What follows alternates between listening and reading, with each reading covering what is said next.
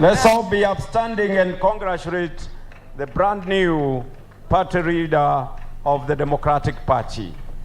Makofi. Makofi ingine.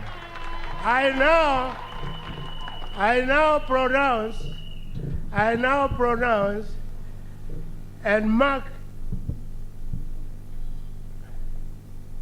I now pronounce that Honorable J.B. Muturi, the Honorable Speaker of the National Assembly, the former Chief Judge in the Justice Office, the former advocate and everything, we now grant you that authority to become a DP.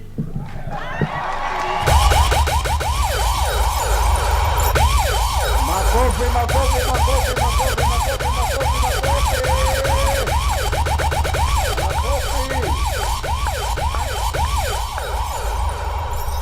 Asante Chairman, Party Leader, outgoing. We now lead you. Congratulations.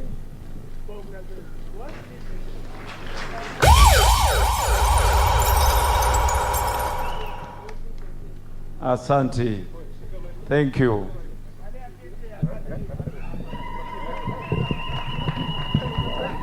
Kayamba, kidogo tu tushangilie. Kayamba. Haya, tuko tayari. Tunataka kukaribisha party leader wetu mpya kwa wimbo wa Kenya. George, twende mara moja. Tusimame sote jameni, tusimame tukimkaribisha party leader wetu. Tusimame tafadhali. Tushangilie Kenya, taifa letu tukufu, Kenya tunayoipenda.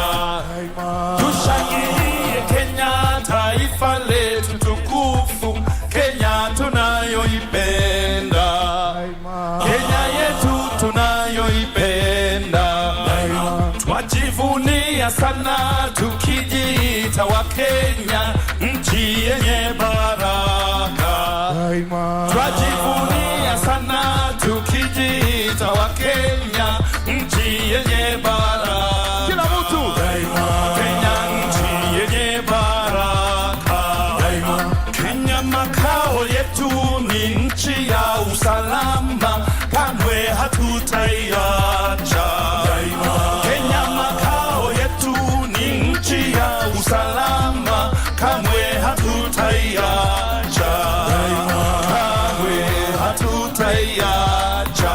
peperusha bendera kabisa. Kenya ni yule mwenye kutenda haki kwa watu wote.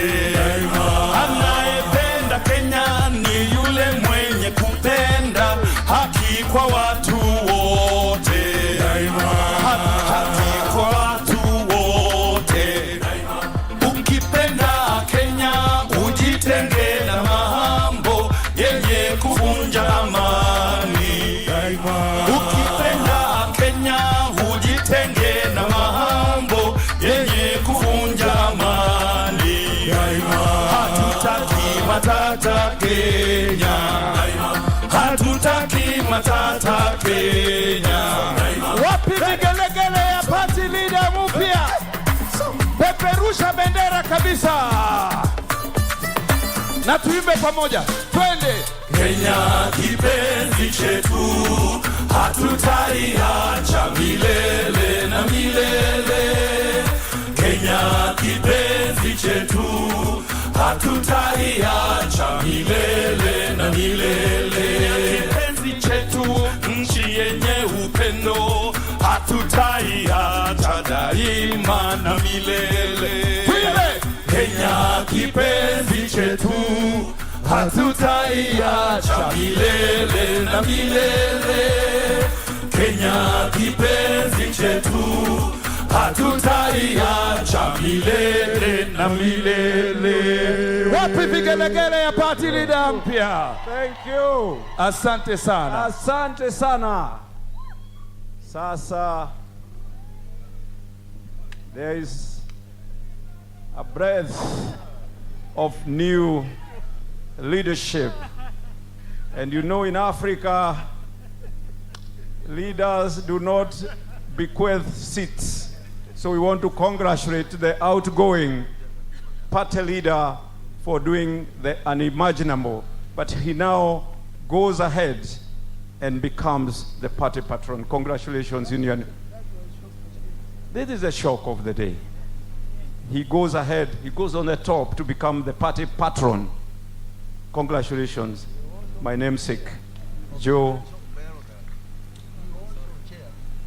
I'm also advised by the chairman that the new patron will also chair the Council of Elders of the party. Now, I want to invite 3 speakers, young and vibrant, because now we are heading to the climax of this event, because now we need to hear the new party leader. So I will start with our very own Newton Hamasi. Tumpe makofi. Newton Hamasi. Maybe you have something to tell the brand new party leader. Welcome.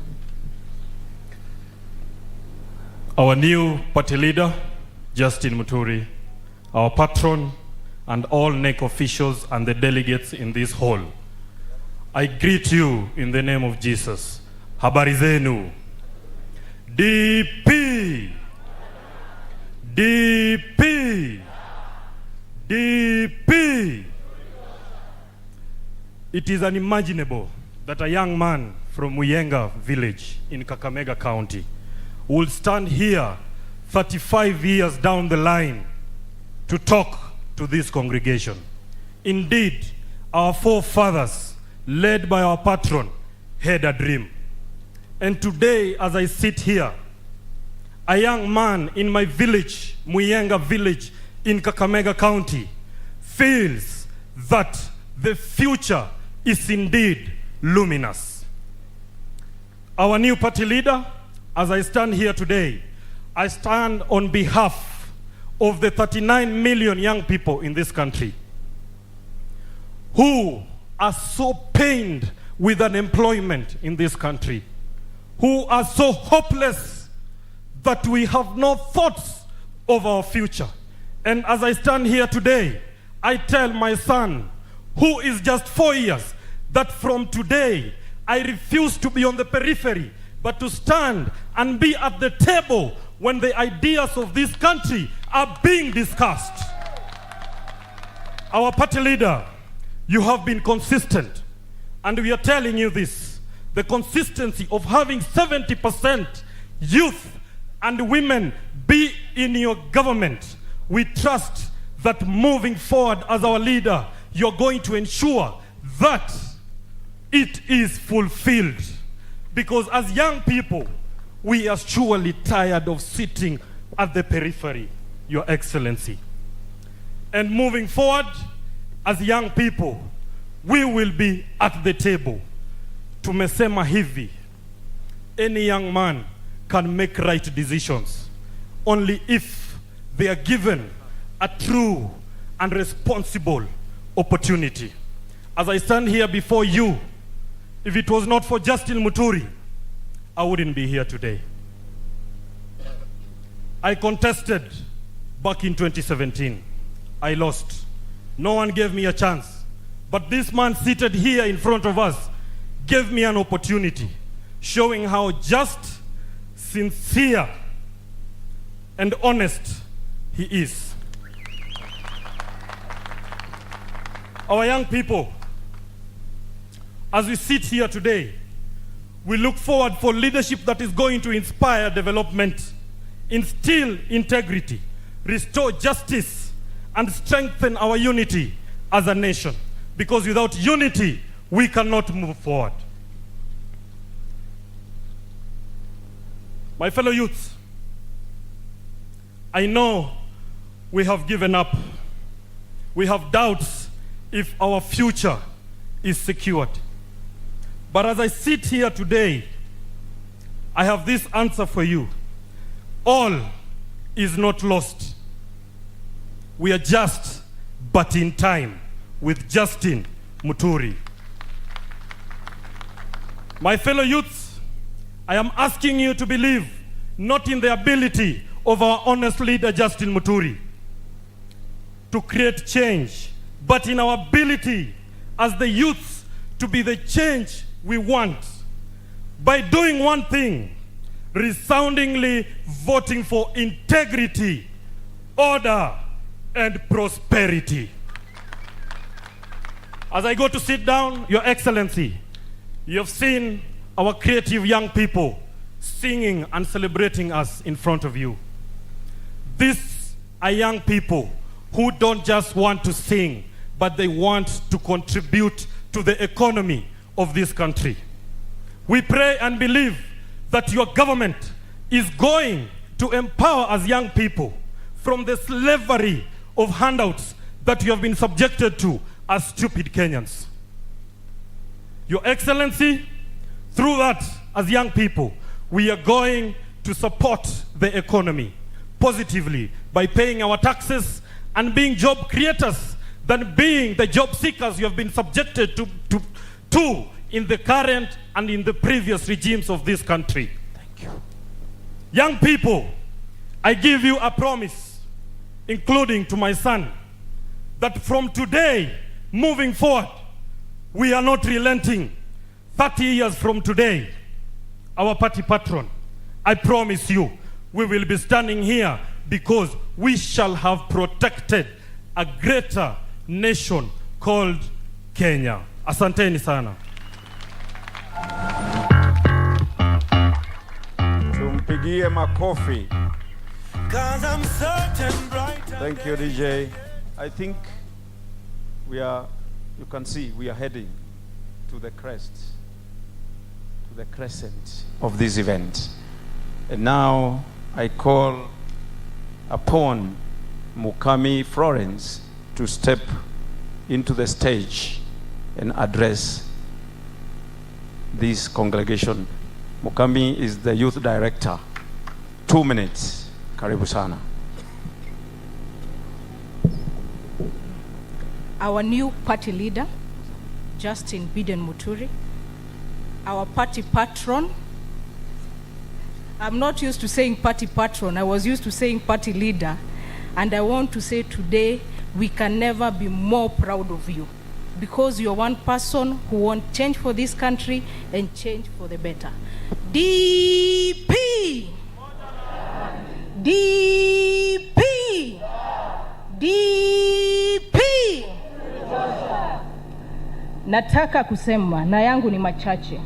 Naitwa Mukami Wangui, kiongozi wa vijana katika chama cha Democratic Party of Kenya. Our new party leader na rais wetu mtarajiwa. The youth of this country, tumechoka kutumiwa kama conveyor belt. Tunaweka wale viongozi wanapanda, wakifika hawakumbuki vijana. Na sisi tunajua shida iko wapi. Shida iko katika ufisadi. Our new party leader, rais wetu mtarajiwa, tumekupatia taa. Mulika hawa visadi, mulika hawa wezi, watoe kwenye mashimo. Hatutaki watu ambao wanaimba hii nini Kenya yetu. Watoto hawana school fees, watu wanalia shida kidogo kama rent, sababu hawana serikali ambayo inawajali. Sisi tunataka kuwa mwanzo mpya, na sisi mwanzo mpya wetu ni Justin Biden Muturi. Na nikimalizia, wa Kenya, mimi najua tukitoka mle nyumbani kila mtu alitoka kwake akaja hapa. Na kusema kweli, tunajua kazi si kazi. Kazi si kazi. Na 6,000 yezi lipa nyumba na ilipie mtoto shule. 6,000 yezi lipa nyumba na ilipie mtoto shule. Wajinga wameisha Kenya. Hakuna wajinga hapa.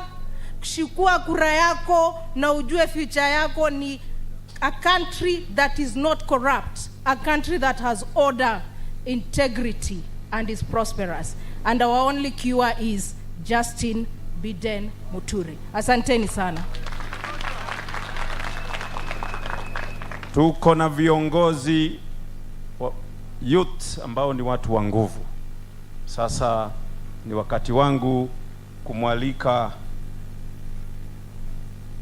Gakenia ambaye ni kiongozi wa youth na wamama na mambo ya maendeleo, pia aseme mawili tukielekea katika kilele.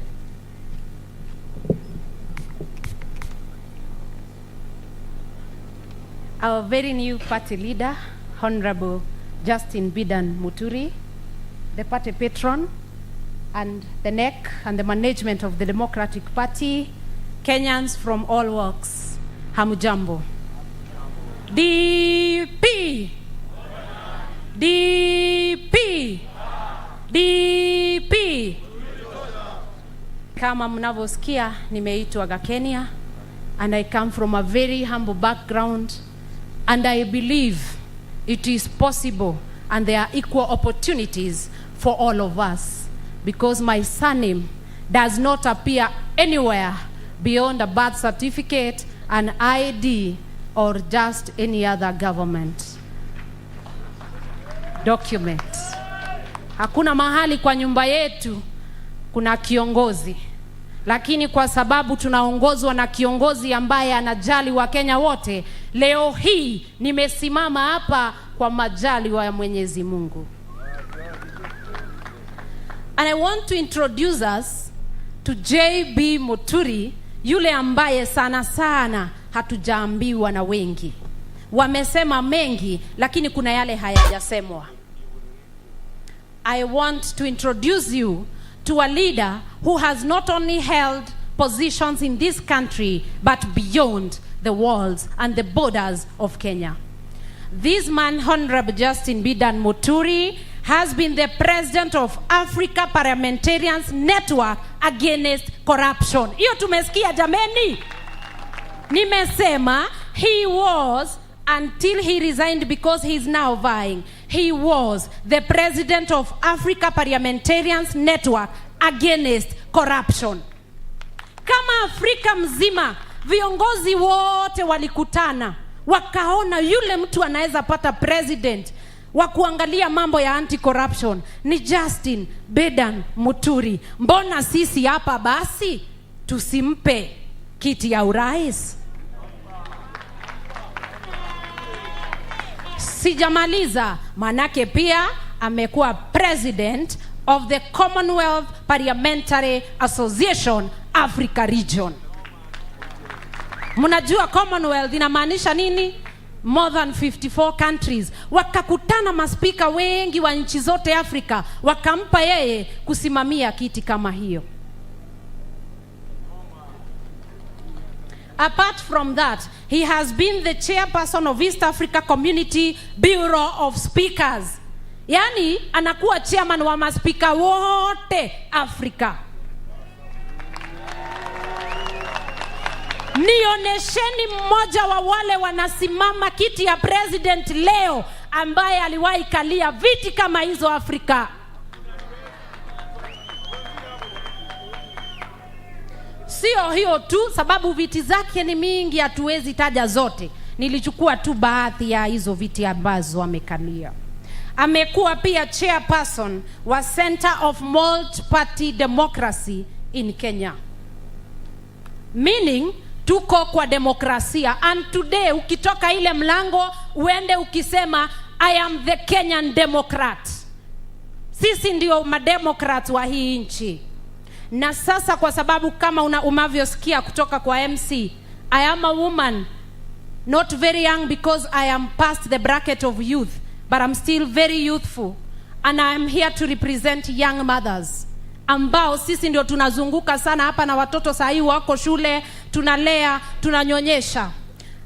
Honorable Justin Muturi, when you become the president, We want to thank the current regime because tukienda kuzaa pale maternity yote ni bure.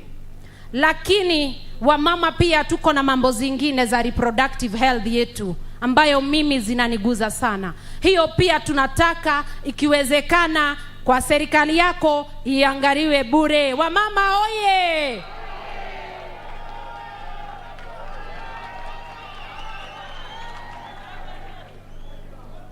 Kitu ingine nataka kusema ni kwamba niko kwa umri ule wa kutafuta. Nikiwa kwa umri wa kutafuta, ninapoenda Gikomba kuchukua nguo ya mtumba, napata kijana pale, mama pale, mmoja anasema kamera mali safi, mwingine anasema fagia. Tuko pamoja? Ninapoingia pale Ngara, napata hoka ananiambia mali safi iko hapa na mwingine hapa ako na fagia. Wewe utaenda kwa mali safi ama fagia? Unapoenda kununua shamba, alafu kidogo unafuata ukifanya search, unapata hii shamba iko shida kidogo, lakini kuna nyingine hapa kando yake na haina shida, ni mali safi. Utachukua gani? Sasa hii leo nataka kuintroduce kwa JB Muturi ambaye ni mali safi. Nikisema JB Muturi tuseme mali safi. JB Muturi.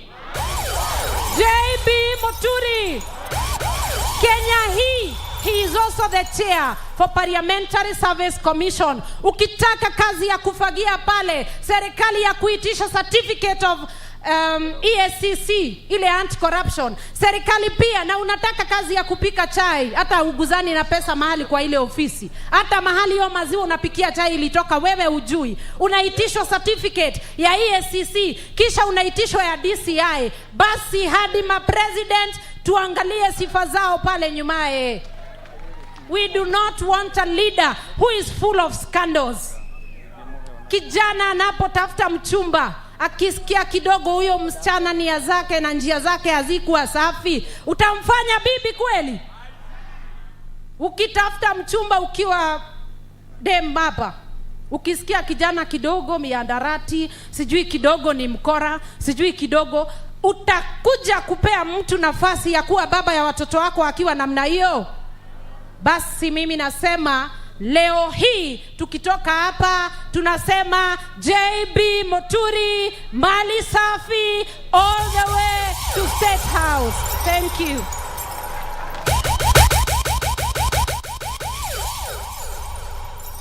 Asante. Sasa huyo ndiye kutakuwa msemaji wetu wa mwisho, lakini tumepata kiongozi ambaye amekuja kushika JB mkono wakati wa siku yake kubwa ya kuidhinishwa kama party leader na presidential candidate, Super Senator 047, ambaye pia anaenda hiyo jia ingine. Salamu wa have a minute. Asante sana. Asante sana. Right Honorable JB Muturi, all protocols observed. Watu wa DP, Bwana asifiwe. God is good and all the time, and that's his nature. Na bado tusalimiane kwa hewa kama unaniona. Leo ni siku kabisa, hapo ndio tuko. Leo ni siku muhimu sana. And I told my big brother JB Muturi that no matter what, I will make it today to stand by you because you're a friend. JB Muturi ni rafiki wangu wa dhati na shati. We have a very long history. And even though we might be in different political camps or divides, siasa sio wadui. Friendship must always go higher than politics in this country. It must always go higher. JB Muturi is a man that I know, a man of order, a disciplined person, a leader of all communities, sio kiongozi wa jamii moja. Na tuko na historia refu hata wakati wa TNA. This man almost single-handedly wrote the constitution of TNA ambayo ikaenda ikakuwa chama iliyotawala. And you remember those days. It has been a long journey. What this country needs, nimepewa nusu dakika, sitaongea mingi sana. This country needs a change in how we do our politics. Hatuwezi kuwa taifa ambayo mtu anajulikana kwa sababu ya yule anachukia, sio yule ambaye anapenda. Hatuwezi kuwa na taifa ambapo msimamo wako ni kutukana wengine na sio kutoa mambo ambayo yana manufaa kwa jamii. Si ni kweli? Because we want the same thing in this country. We want the same thing. JB, unite your people, unite this country. The pain a mother in Nyeri feels when she cannot feed her child, that pain Mama Mukami is feeling is the same pain Mama Anyango feels in Kisumu when she can't feed her child. It is the same. We have more that unites us than what divides us in this country. So mi naona mwaka huu tubadilishe njia ya kufanya siasa. And that is why for me, I see no shame. And I'm extremely proud. Si unajua mimi niko Kenya Kwanza. Na hata kama unasema tulikubeo jina. Na wewe uko DP. We will stand together as brothers. Because there is more that unites us. There is more that unites us than what divides us. So DP, and I'm very proud to hear that you're the new party leader. The history of this country, the democratic history of this country cannot be written down without DP taking a full chapter. That is a party ambayo umefufua na ni chama ambayo tunahitaji. Huko mbele tutaongea, si ni kweli? Ama tusiongee? Si huko mbele tutaongea, sisi wote ni wa Kenya. Ile mambo inatushikanisha ni nyingi zaidi ya ile ambayo inatutofautisha. And finally, I've heard young people speaking here. What young people want in this country is not to be used for politics. They want to be defined by more than an overquoted statistic. They want hope, they want opportunities, they want possibilities. Lugha yako ukitembea iwe lugha ya matumaini. A language of hope, a language of possibilities. Na najua DP, sidhani mko na candidate wa governor Nairobi. Mko nayo? Mko na candidate? Mko na candidate wa governor Nairobi? Ni mimi. Unajua walikuwa wananiita Super Senator Sakaja. Tukasema tubadilishe S1. Tubadilishe super ama tubadilishe senator? Ibadilishe senator iko nini? Governor. We will work together, JB Muturi. Mungu awabariki sana.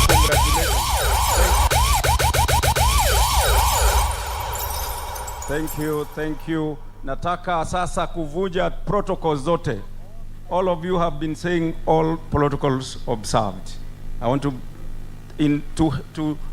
ask you, honorable delegates, to be upstanding. All of us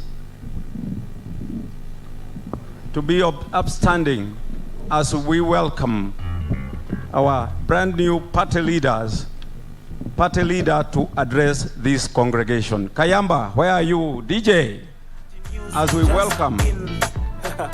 Ati kura zote zina ati news just in ati kura zote zinaenda kwa just in. Hey. DP umoja na haki. Karibu sana, makofi. Vigeregere. Ay umoja na haki. Sema ta. Muturi tosha. It's just in time. Welcome sir. Muturi tosha. Muturi tosha. Muturi ameshika rifani. Asante sana DJ. Thank you. Karibu sana party leader. Please be seated.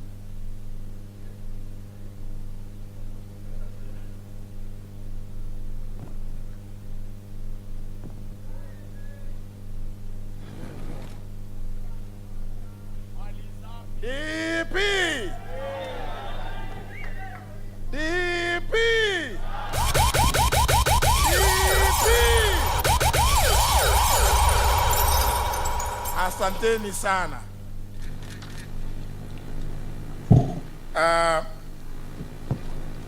Ladies and gentlemen, a new dawn has come. A time for all of us to reflect and answer simple questions. One of which is, which kind of a country do we want to live in? Which kind of country do we want our children to inherit? Which country and how long do we want to stand aside? And as has been said, complaining about bad leaders. We have a chance to change the destiny of this country on the 9th of August this year. And I'm honored to stand here today on a day I believe will mark a new beginning. My name is Justin Muturi, and you delegates and Kenyans are just in time for change.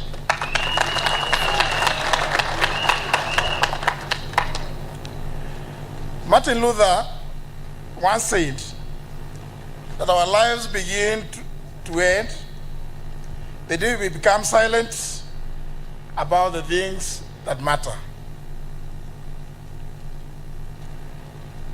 Ladies and gentlemen, your health matters. Your children's education matters.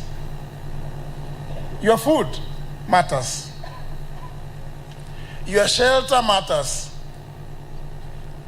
Your job matters. Service delivery matters.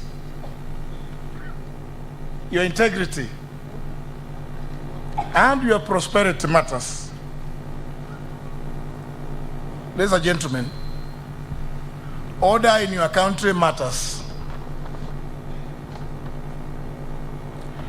It is often said that insanity is doing the same thing over and over again, expecting different results. Kenyans deserve a break. And I believe we're just in time for change, but the change can only come when leaders of integrity stand up and take the leadership mantle.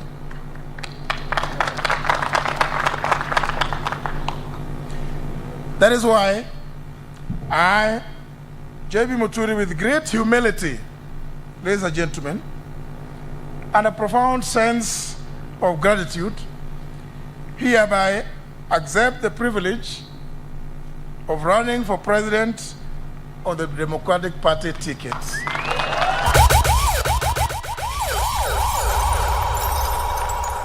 Asanteni sana.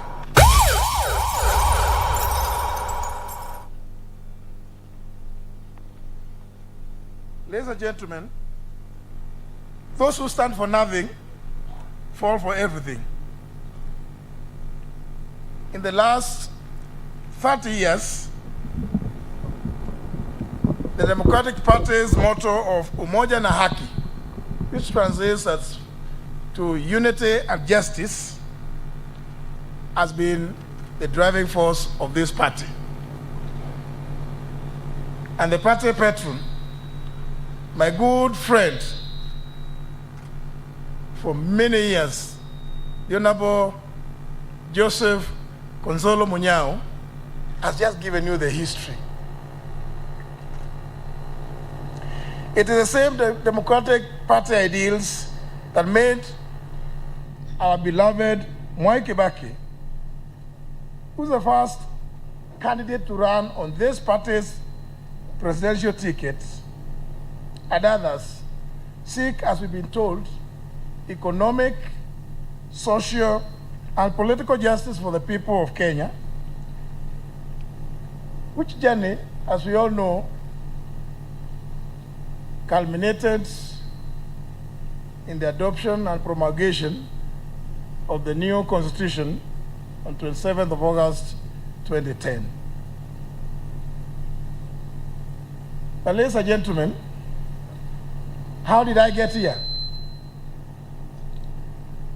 How did a son of a farmer, peasant farmer, from a tiny marginalized community called the Mbere, even imagine running for President of the Republic of Kenya? Mine is a short story of a little boy born from a family of 8, raised from humble remote village called Kanyambora, as some of you know it, in Mbere North constituency, Embu County. My late sister, Monica Modoni, may God rest her soul in eternal peace, had to forfeit her studies for me to continue with school, since my parents could not afford to pay school fees for both of us.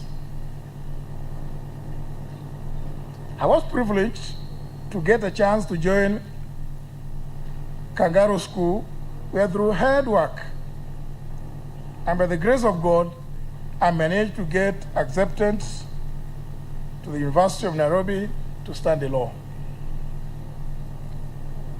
I later on served as a magistrate, and the patron has just hinted at, in the judiciary for slightly over 15 years in different parts of this country, including but not limited to Bungoma County, Githunguri and Thika in Kiambu County, Machakos County, and finally in Nairobi. I've been a member of parliament for 2 terms representing the people of the then Siakago constituency. And as you all know, I'm now finishing my 9th year as a Speaker of the National Assembly, where I have overseen the passage of well in excess of 257 laws, which is the highest record since independence.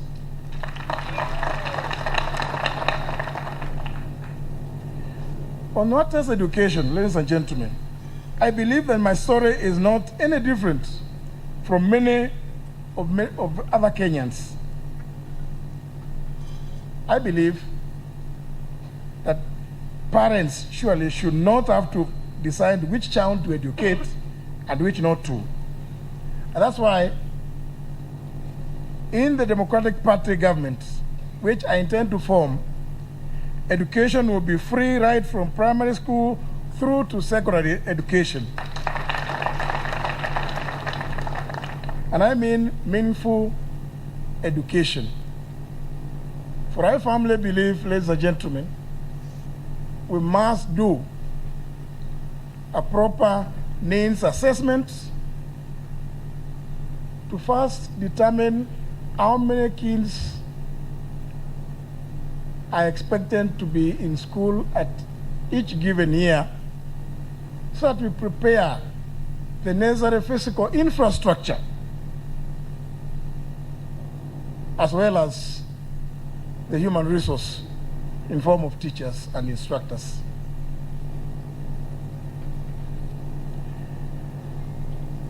Free primary and secondary education is not enough. We must move from a system that glorifies academic qualifications, like degrees, to a system that encourages the development of skill sets that are aligned with the vision of the country. Because there's no point having those many degrees if you have no practical skills in the Kenya of today. At the same time, students who qualify for technical colleges admission under my tutorage will be given free bursary, and the institutions where they go to will be given government support to expand and acquire modern technology and equipment for training of our students. All public schools will have access to the internet across all the 47 counties. while at the same time standardizing the classrooms. For I believe, ladies and gentlemen, you cannot have some students learning under trees in the 21st century, as I know is the situation in some parts of this country where I have myself visited. Higher education loans for needy students will be turned into grants.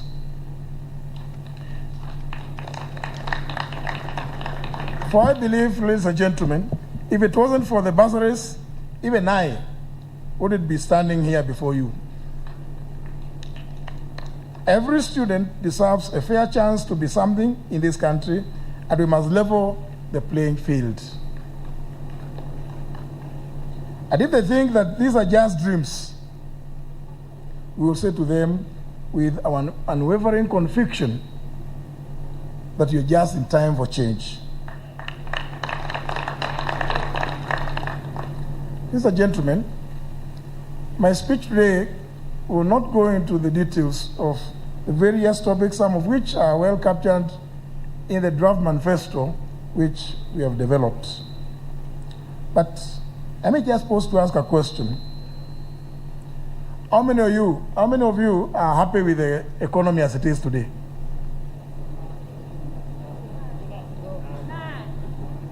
It is a fact and a truth that our economy is not doing well. It's a fact that unemployment is high, inflation is increasing, businesses are failing, our debt levels, even at the individual level, are rising, just as the debts are rising in the country. Foodstuffs have become more expensive. Basic kitchen ingredients like tomatoes are falling into the luxury category for those living on less than $1 a day. We all know that a packet of unga is no longer affordable to many, and many families are now reliant on the unga pima. So I hear people ask, how do you intend to fix it? It's been alluded that we must begin by reducing the cost of borrowing in the markets. Indeed, as an example, the famous Fuliza run by Safaricom, which we have all utilized at one point or another, charges an interest rate of 1% per day. And that translates to more than 350% a year. Ladies and gentlemen, this, simply put, is exploitation of the Kenyan people, but we all know that desperate Kenyans have no other choice. How many of you here have been told by friends, usitume kwa namba hii nimefuliza?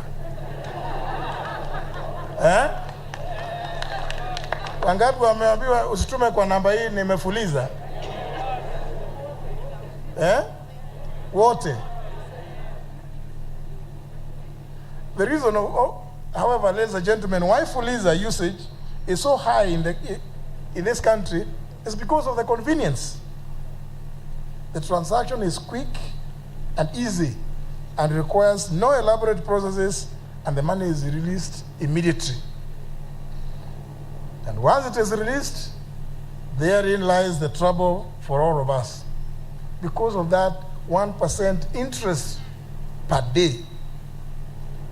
Woe unto you if you do not repay within.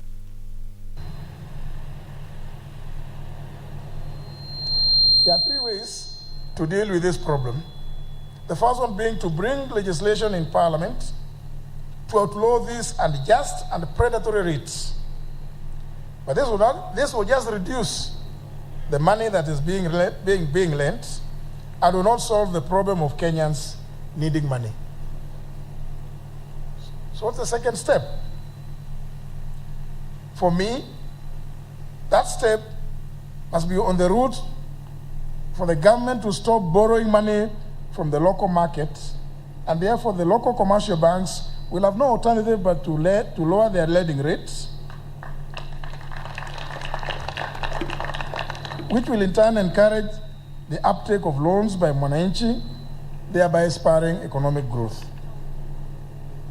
The third step would be revolutionizing our banking system and become world leaders in the process of moving to 100% digital banking, where our mobile phones become our bank accounts. Once we achieve this, our youth, and we've learned enough about that, will be able to access affordable loans on easy terms and be able to start earning a living. And while on this youth agenda, I believe that the true marginalized are actually the youth of this country. And this is where we need to start our economic revival. Ladies and gentlemen, as president, first thing I'll do is to scrap the Ministry of Youth.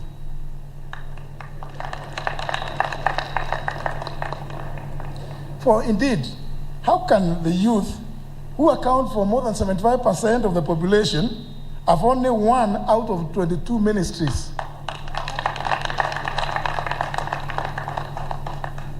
They account for more than 75% of the population, and the government creates one ministry, which is then in turn is reduced into a state department, accounting for only 5%, a paltry figure. In my government, all the ministries should be youth-centric. They should focus on dealing with the youth and have dedicated personnel to ensure that the ministries remain focused on youth affairs. Our entire fiscal and monetary policy must also be tailored to ensure that the youth are at the center. That means that our tax policies should allow the growth of businesses for our youth.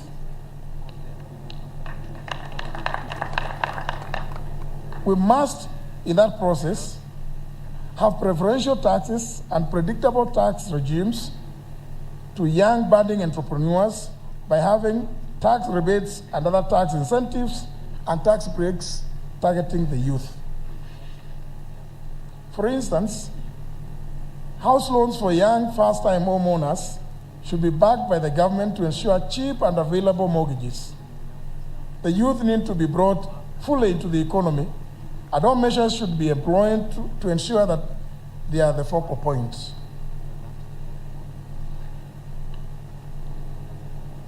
Ladies and gentlemen, agriculture is the mainstay of the Kenyan economy, contributing about 60% of the GDP and employing about 80% of the workforce. It's therefore true to say that the growth of agriculture is indeed the growth of Kenya. The first step to increasing our agricultural yield is to move away from rain-fed agriculture to a stable irrigation system. As we build the infrastructure for that, there are a few quick wins which we can make along the way. First, we must reduce post-production losses. On average, it has been reported that we lose over 30% of our farm produce after harvest. We need to urgently address the issue of storage to ensure that we safely and hygienically store our produce by employing new technology in our storage facilities, including increasing our cold storage capacities. Next, we need to address the issue of farm inputs and the exorbitant costs. Kenyan produce has become increasingly uncompetitive as it is priced too high due to the high cost of inputs. we must encourage the production of farm inputs locally and zero-rate taxation on those that are important into the country. We must also find the right markets for our produce, markets that are willing to pay the right prices for our produce. Indeed, ladies and gentlemen, as I traverse through different parts of the Mount Kenya region, I see tons and tons of avocados rotting on the ground, and I wonder if some young people set up avocado oil processing plants, would they not make a living from these discarded avocados? It is worth noting that an avocado has about 15 bioproducts. On the other hand, scientific studies have also shown that sugarcane farming takes approximately 24 months to grow in Western Kenya, and it is therefore necessary for us to consider what other mechanisms can be employed to promote more economically viable agricultural practices, including but not limited to issues of sugar beet and dairy farming. We must also encourage large-scale sugarcane farming in other parts of the country. I've seen mangoes and other fruits falling and rotting in Ukambani and other parts of the Coast Province. They could have easily been processed into fruit pulp and fruit juice as a viable industry. But this is not happening. It is important to appreciate that agriculture in our constitution is a devolved function, and therefore a Democratic Party government will want to work with counties to encourage the development and growth of agro-processing industries to add value to our produce. This will be done by promoting and supporting a strong agro-processing sector where all our young people will be able to make a living processing produce. It's not about getting jobs for our youth. It's about getting them opportunities to earn a living by getting capital and starting businesses that will make the country grow. Our youth are ready not to be just job seekers, but to be employers.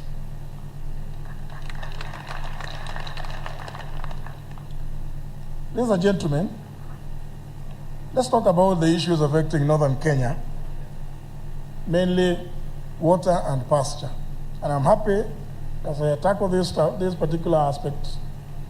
The delegate from Garissa did allude to this as a forgotten part of the country. The major reason for conflict in this region is the fight for water and pasture. Indeed, the insecurity in the region can be attributed to these two factors. Let me say that Kenya is blessed with a huge number of livestock. Indeed, its sheer numbers can rival those of Botswana. If the northern Kenya herds were properly utilized, that region would easily become one of the largest sectors of our economy and one of the largest foreign exchange earners. Indeed, I firmly believe that northern Kenya should and could be made the Texas of Kenya.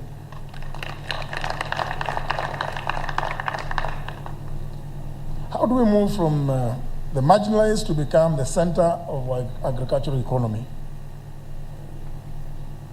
First, I would institute a Marshall Plan. And the first step would be to build dams, ponds, wells, and boreholes all over northern Kenya.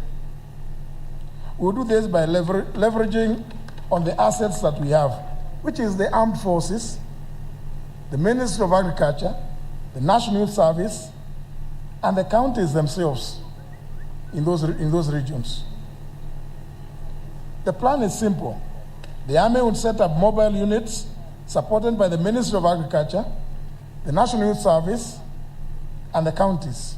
that will move from place to place, setting up camp and utilizing the local people to build the dams, the ponds, the wells, and the bores needed. Indeed, ladies and gentlemen, the military, our military, has all the expertise to do such an exercise. And I believe within a span of 2 to 3 years, we should have completed this phase.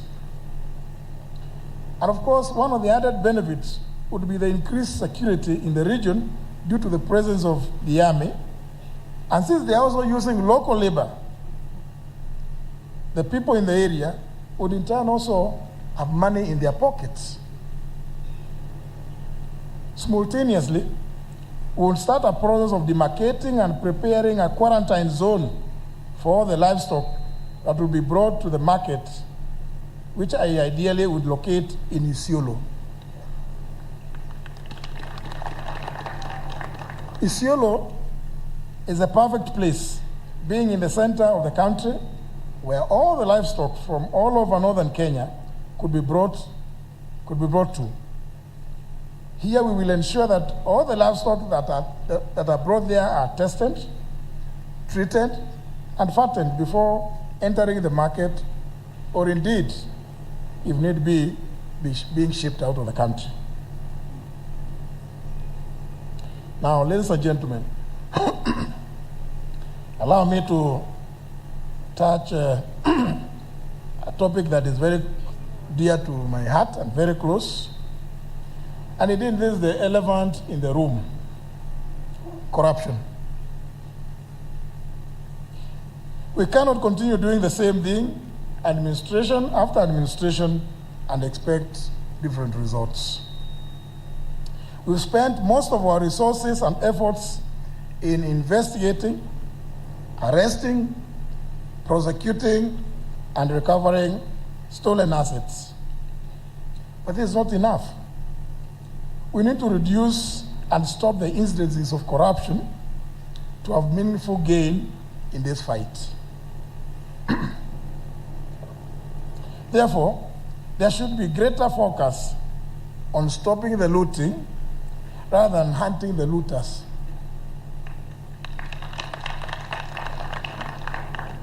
To effectively do this, and the anti-corruption efforts should cease to be a government-only campaign, but should rather rope in the help of the citizens themselves, because the citizens are the most affected. Indeed, the mantra in this campaign should change to one where change the Kenyan and change Kenya.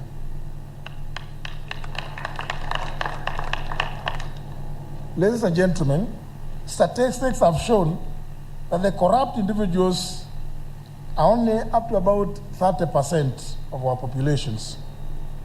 The remaining 70% are not, and indeed most of them detest it. We need to activate this 70% to become the eyes, the ears, and the police force that will stop this vice. And I'm sure many of you may remember when the Rainbow Coalition, NARC, won the election in 2002, the euphoric citizens, having decided to take charge of their destiny, were even arresting police officers whom they witnessed receiving bribes on the roads. It is you, the 70%, who can be the change that we need. Are you willing to join me in this fight, ladies and gentlemen? Are you willing to be the 70% who will not tolerate or partake in this vice? Therefore, ladies and gentlemen, in the Democratic Party,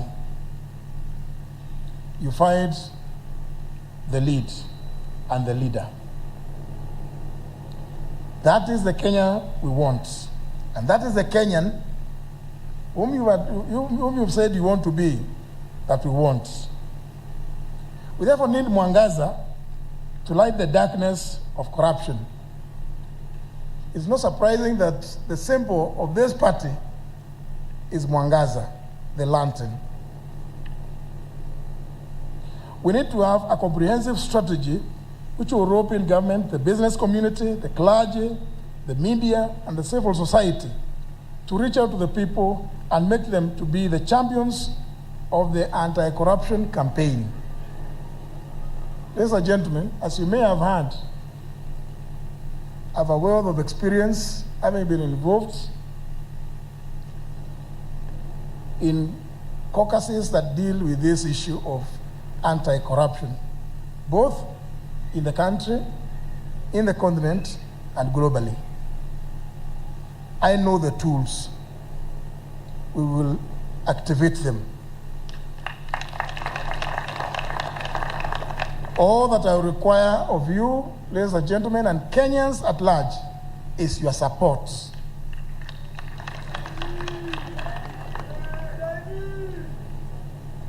Ladies and gentlemen, I cannot conclude without talking about another topic that is very close to my heart, another topic of healthcare. And before I say anything, I wish to appreciate the tremendous efforts that the government, the current government, has made in this area.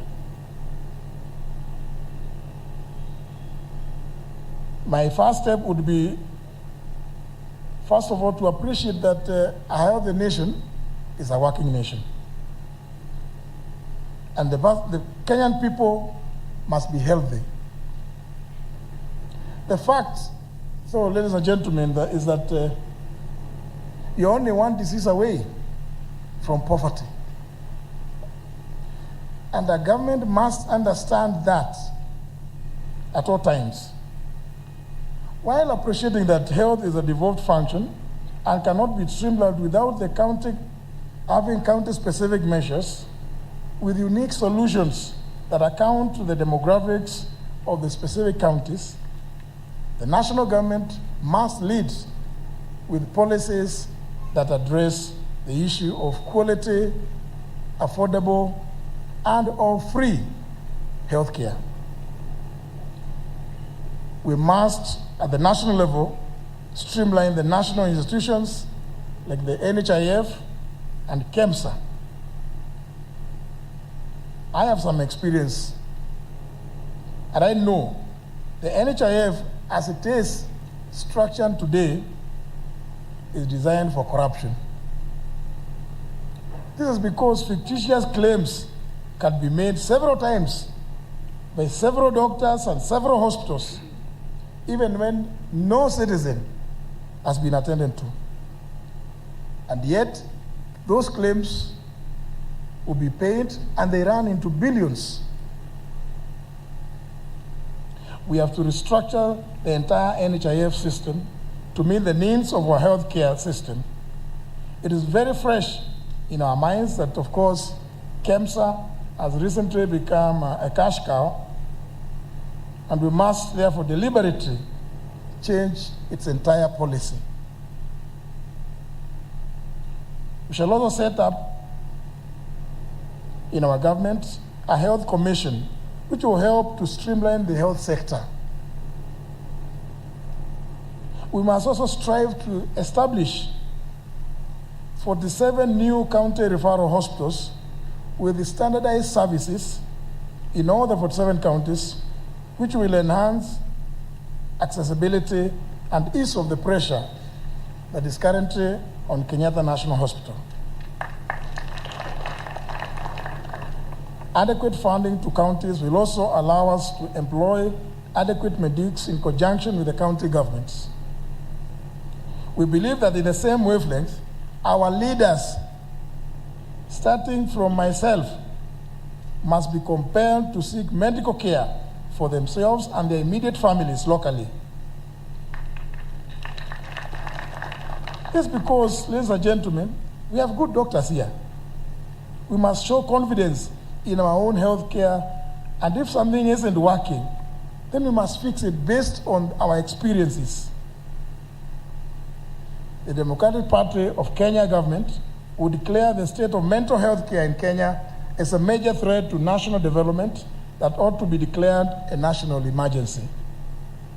In this regard, we will collaborate with the private sector to directly fund the establishment of a neuropsychiatric institute, establishing a modern mental health facility with all the necessary infrastructure to provide the highest mental health quality care that patients deserve.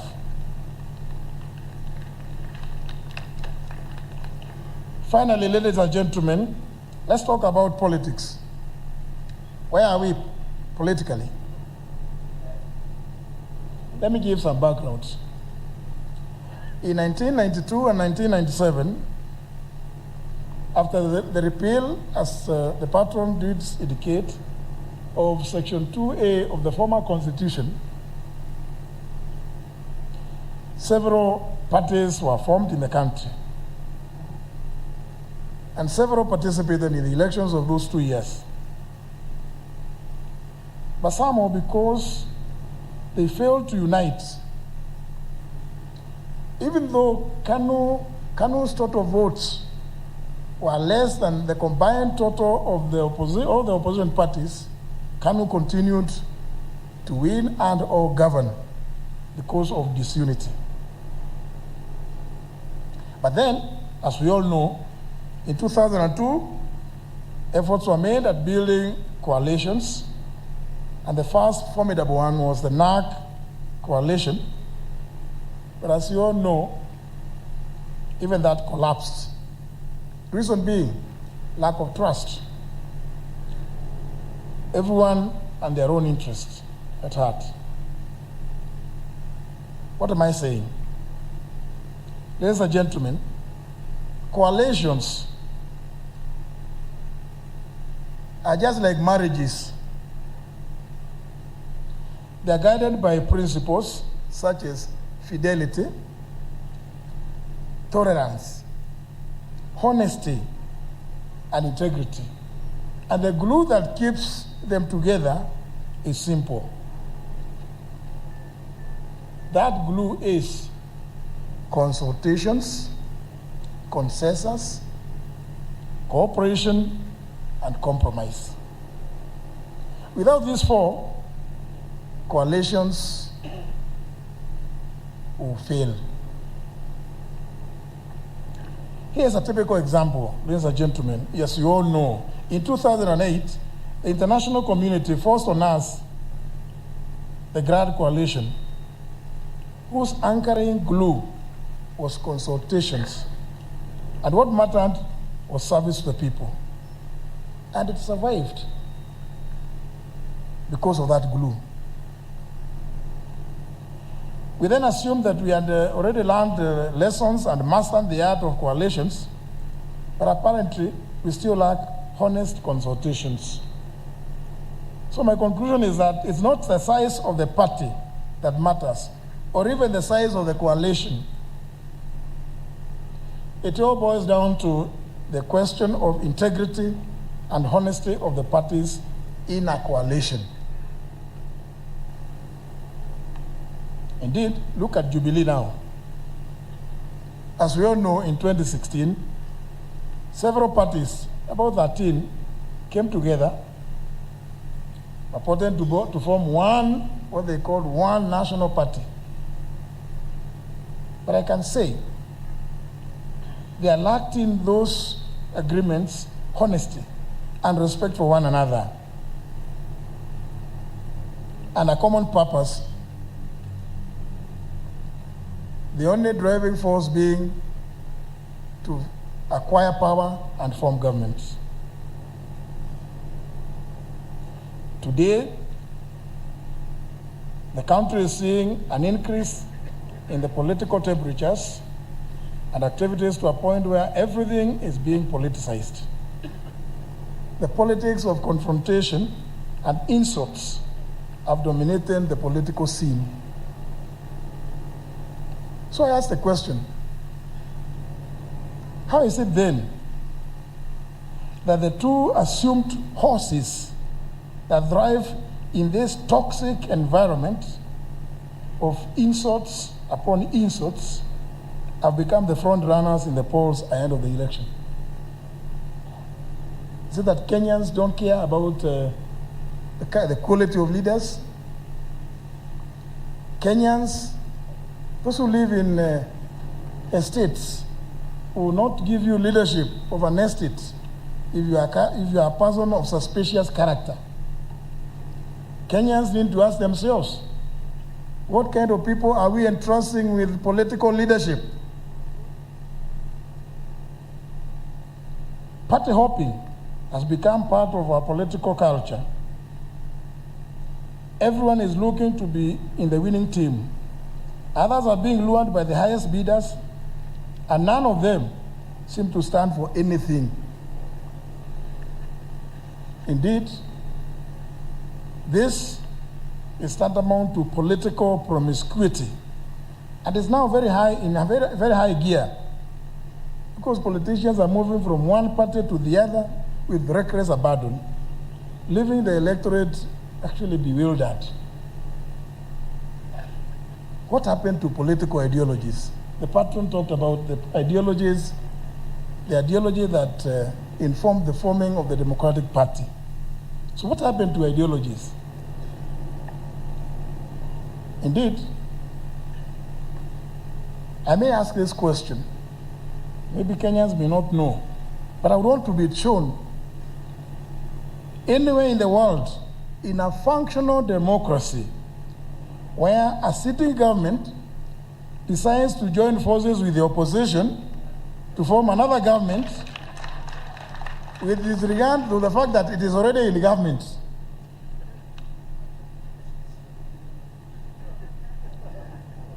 It only happens in Africa. I may just remind you, Kenyans, that in Botswana, the former president, Kama, also, as he was retiring, decided to move away from his government and his party and went to support the opposition.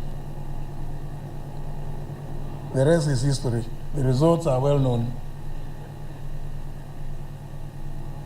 You see, ladies and gentlemen, these are some of the political bad manners that I'm talking about.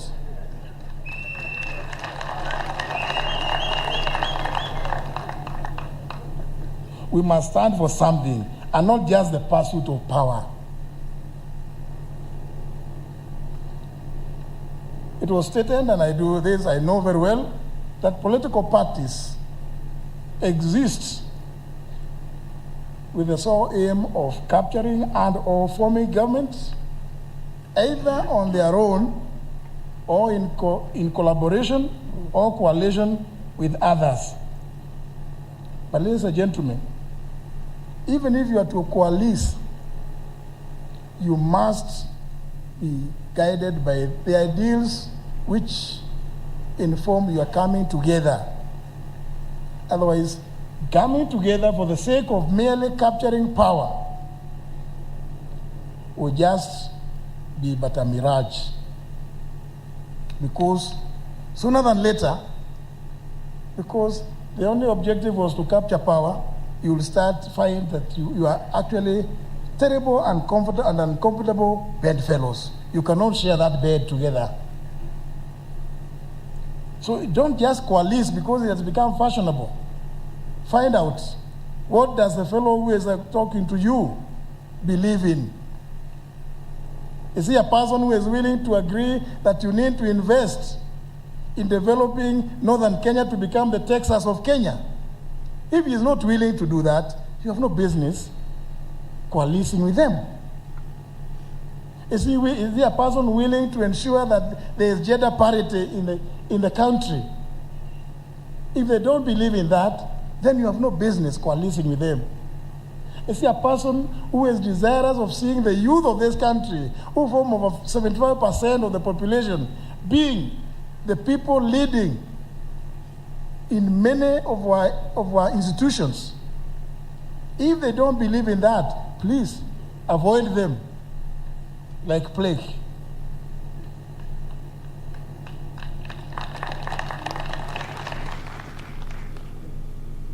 Because, ladies and gentlemen, you must be able to share common ideals, common principles.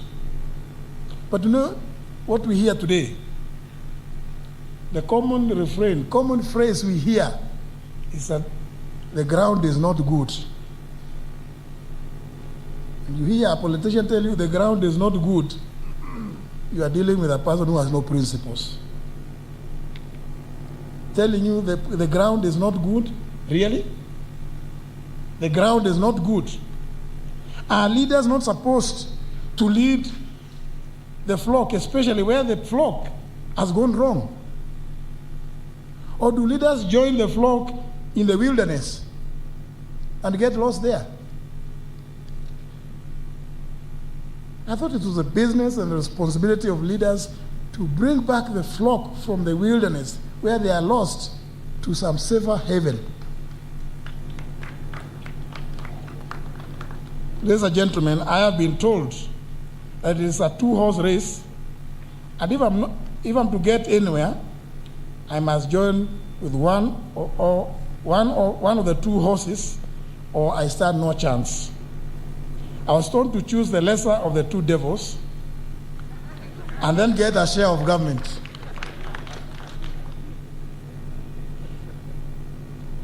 Ladies and gentlemen, I would like to state now before the whole country that I'm here because I believe in a great future for Kenya.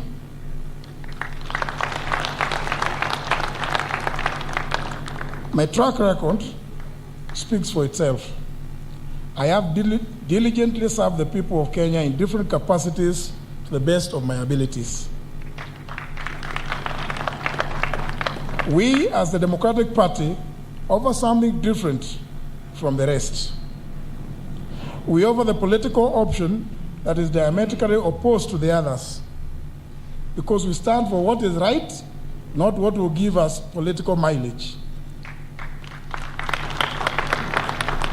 We stand for a prosperous Kenya and not one to enrich ourselves in.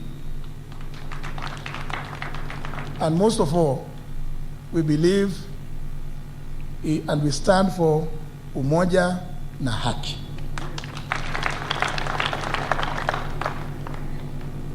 Kindly join me, come and join me in this exciting journey to usher Kenya into a golden era of integrity, order, and prosperity.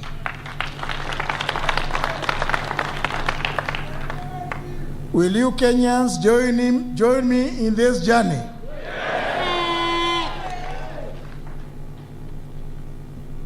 This election, the election of 9th of August this year, is not and has never been about me.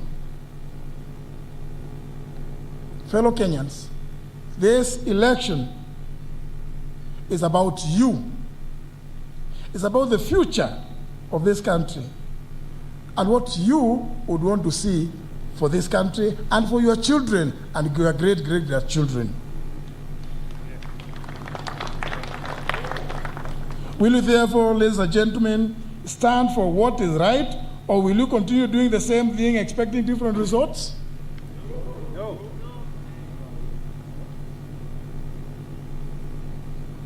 Ladies and gentlemen,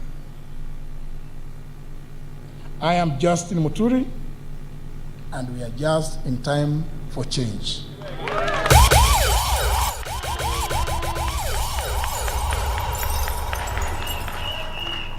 Kenya mbele, Mungu awe kiongozi wetu wa kutuonesha sehemu zote ambazo tunatakiwa kuangazia mwangaza huu wa chama hiki. God bless you. God bless Kenya. Thank you very much.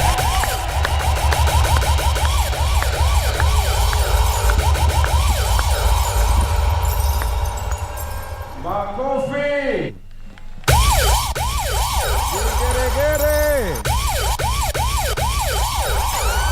Asante sana, asante sana, asante sana.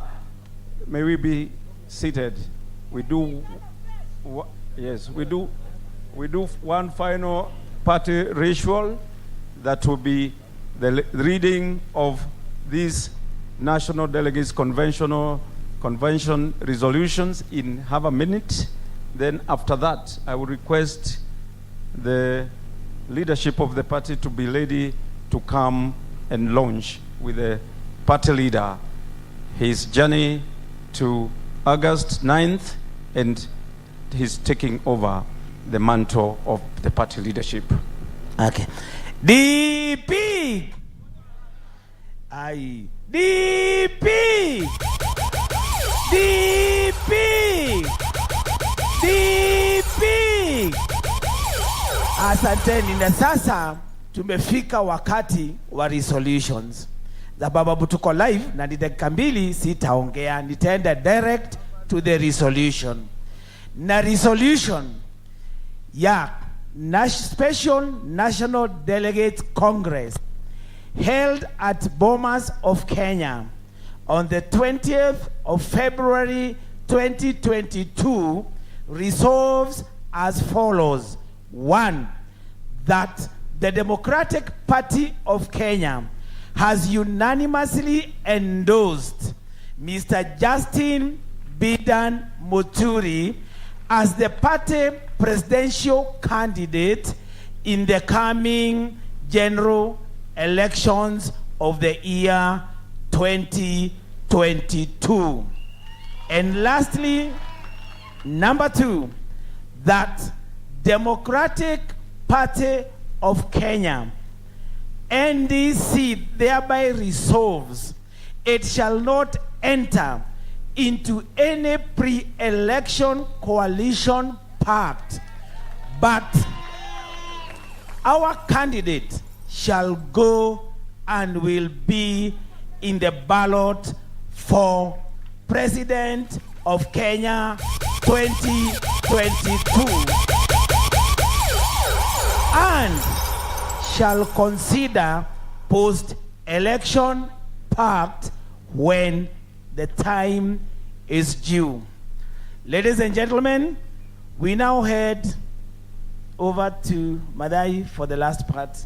I think let's all be upstanding for the launch from where we are. No, they will just be there. Fruta ni hawa.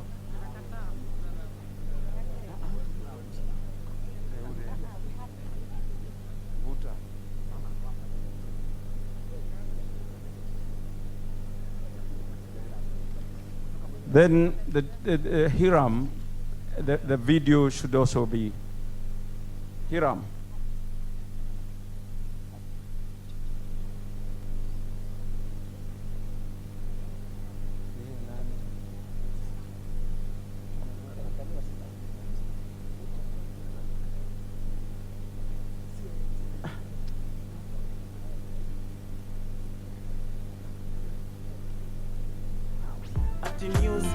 Haya, DJ Kayamba, take over as we celebrate.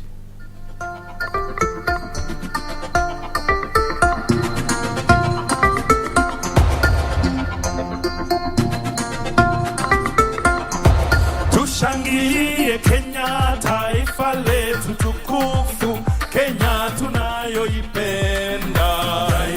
Tushangilie Kenya, taifa letu tukufu, Kenya tunayoipenda. Kenya yetu tunayoipenda. Tukijiita wa Kenya, nchi yenye baraka. Tujivunia sana tukijiita wa Kenya, nchi yenye baraka. Wapi bendera tupeperushe tafadhali? Peperusha bendera, peperusha na malango yamehudumu amani. Kenya makao yetu ni nchi ya usalama, kamwe hatutaiacha, kamwe hatutaiacha. Peperusha bendera juu. Kenya ni yule mwenye kupenda haki kwa watu wote. Mwenye kupenda Kenya ni yule mwenye kutenda haki kwa watu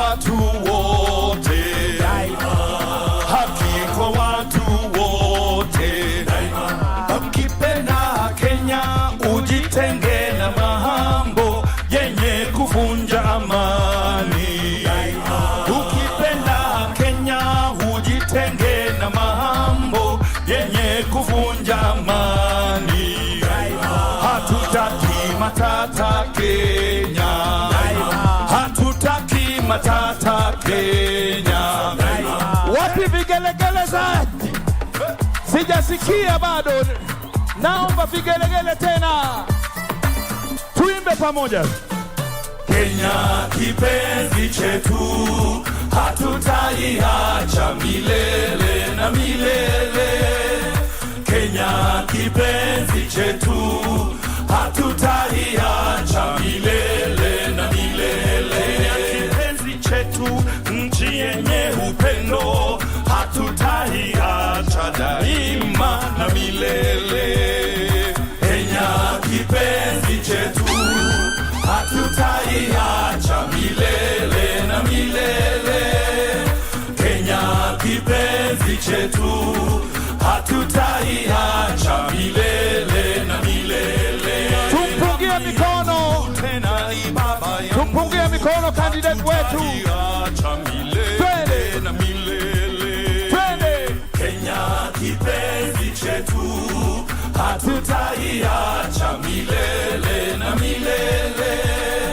Kenya kipenzi chetu, hatutaiacha milele na milele. Hapa wote wananchi wa Kenya, kutumikia Kenya daima na milele. Kenya kipenzi chetu, hatutaiacha milele na milele. Kenya kipenzi chetu, hatutaiacha milele na milele. Kila mtu tuimbe. Mimi ni mwana Kenya daima, nikienda ng'ambo nitarudi. Mimi ni mwana Kenya daima, sitadanganywa kamwe na wabaya. Mimi ni mwana Kenya daima, wala sitapotoshwa na mabaya. Mimi ni mwana Kenya daima, na nitajenga Kenya nchi yangu. Mimi ni mwana Kenya daima. Wapi vigelegele wewe? Asante. Haya, tuketi tupate vote of thanks. Tuketi tafadhali, tuketi. Tusonge. Just in. Atikura zote Nataka wimbo ya DP, nataka wimbo ya DP ndio nataka sana. Umoja na haki, sema ta. Muturi tosha, ay. Umoja na haki, sema ta. Muturi tosha, it's just in time. DJ, cut. Tafadhali tuketi sasa, tufanye vote of thanks. Tuketi. Haya, tuketi tafadhali, tuketi. Haya, kaa chini kwanza tufanye vote of thanks. Kaa chini.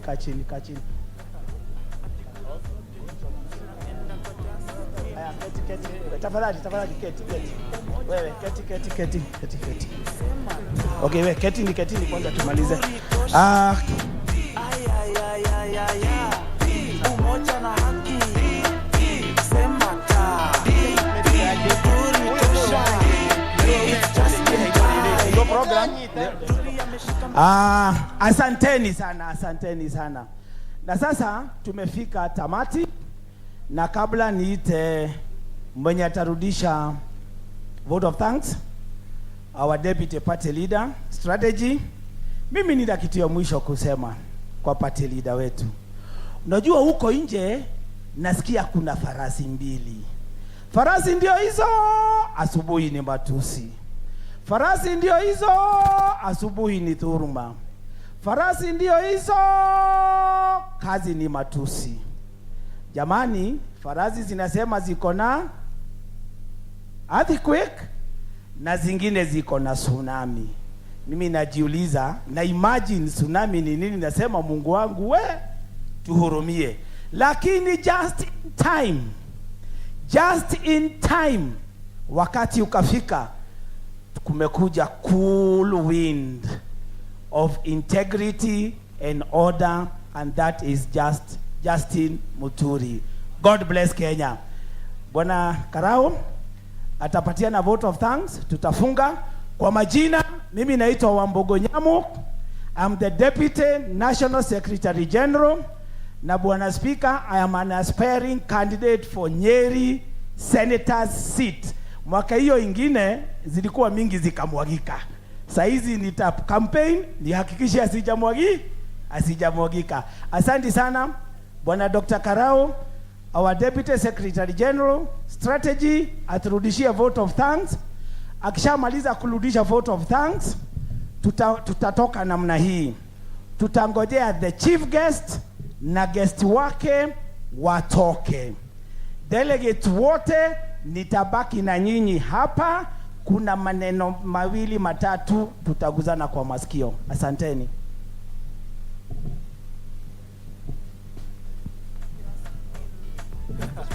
Atikura zote zinaenda kwa Justin. Wana delegate wenzangu, leo ni asemaye kesho. Welcome to the new Kenya. Welcome to the new Kenya. My role is to give a vote of thanks, but before I do that, I urge you to be just slightly a little bit more patient with us.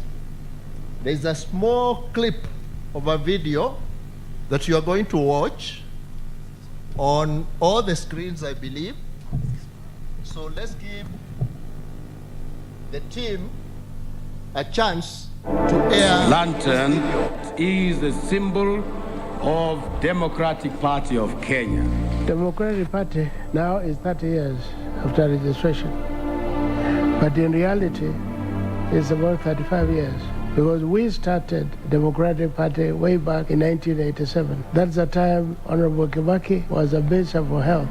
But after we had discussed with him, he felt that it would be better for him to be acting as an opposition when he's out of government. That time it was myself, Honorable Kibaki as our chairman, John Keane as our Secretary General, Honorable Jagarume as our National Treasurer, and Mohamed Ogle. The movement started at that time, and it continued reacting and becoming a real opposition in Parliament.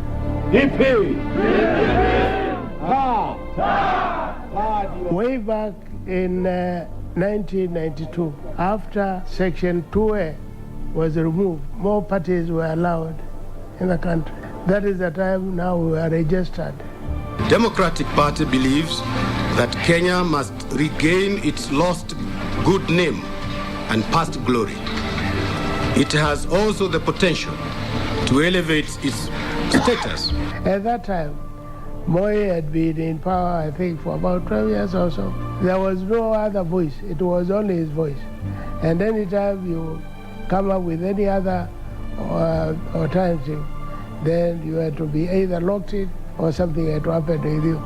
And we felt that we better democratize Kenya. And that is exactly why we did that, to form democracy, to form freedom.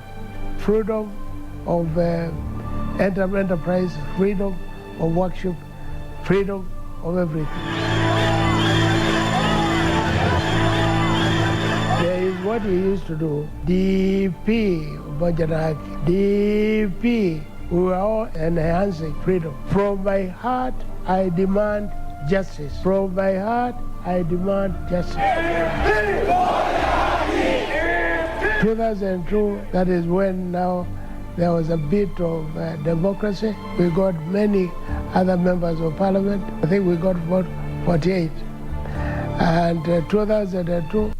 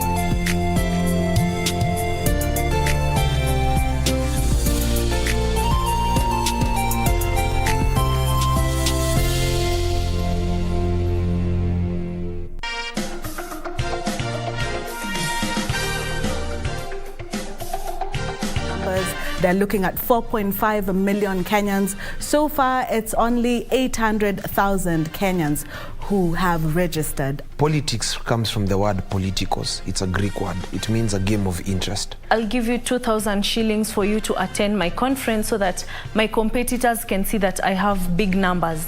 So when I hear of 2,000, I'll say, nikilala home, I won't get this money, so let me just go. They're actively seeking the young people. Yes.